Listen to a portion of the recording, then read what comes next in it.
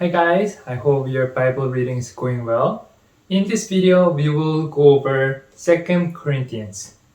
While Paul was on the missionary journey, he got a report that the church is not doing well, so he wrote a letter, and that was the 1 Corinthians. And here's a little bit of background of 2 Corinthians. This second letter is also called a sorrowful letter because there were false teachers who called themselves apostles and they criticized Paul's authority. So Paul tried to solve this problem, so he visited Corinth, but he was not able to fulfill his goal, so he called a painful visit. So he writes a letter to see how they're doing, and this is what 2 Corinthians. In this letter, we can break into three parts. Chapter 1 through 7, which is talking about reconciliation. Chapters 8 and 9 talks about generosity. And finally, from chapter 10 to 13, Paul talks about, gives them a challenge.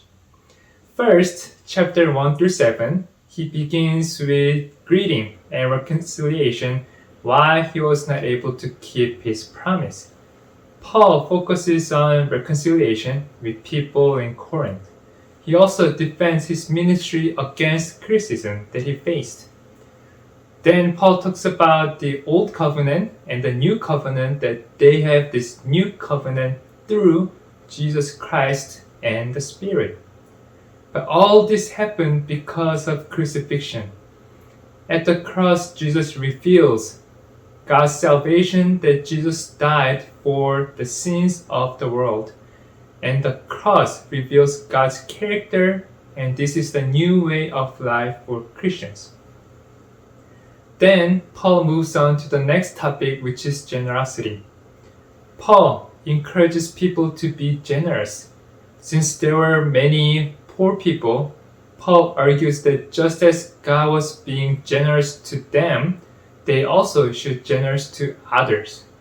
This isn't just money, but it is much deeper than that. They know what generosity is because Jesus has shown them generous grace. Jesus had honor and wealth, but he became poor and sacrificed himself for people, so that people who are filled with sin and poverty can become rich and pure through the grace of God. Lastly, in the few chapters, Paul warns about false apostles. Even if they may have knowledge and skills, but if they proclaim another Jesus, then do not listen to them. The false apostles may have all the good things, and Paul says that he does have the same thing, but there is no need to boast because Jesus' grace is sufficient for him and for you, that his power made perfect in weakness. And Paul ends his letter with a warning that they should check themselves, that they must understand the true gospel and true transformation through Jesus Christ. This letter teaches us how we should respond when we face problems. God values the humble and weak because his love and power were revealed through the death of Jesus Christ on the cross. Also, this should lead us to transformative life, that Jesus' cruciform way of life should become our way of life as well. And this is what 2 Corinthians is about.